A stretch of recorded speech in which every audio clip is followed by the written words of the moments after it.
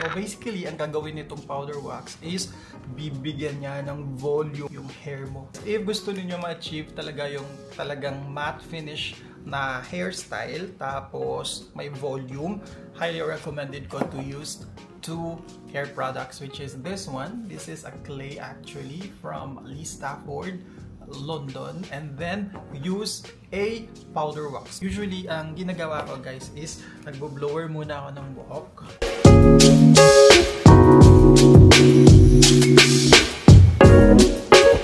And then, kapag medyo dry na siya, not totally dry, kailangan medyo may slight moist pa rin siya. I-apply mo to, itong clay na to.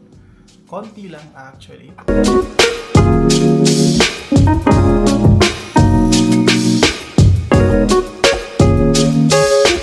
So basically, ang gagawin nitong powder wax is bibigyan niya ng volume at natural look yung hair mo. So lalagay natin siya.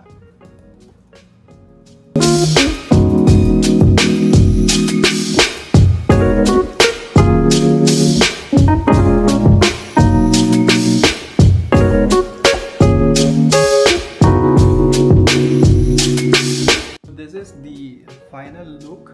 Mas may volume yung buhok mo, mas natural siya tingnan. Kahit idapa mo siya, mas maganda siya tingnan. So if you really love to look natural, especially gusto niyo matte natural, I highly recommend combining these two, which is a clay at yung powder wax. Sobrang panalo tong powder wax na to guys.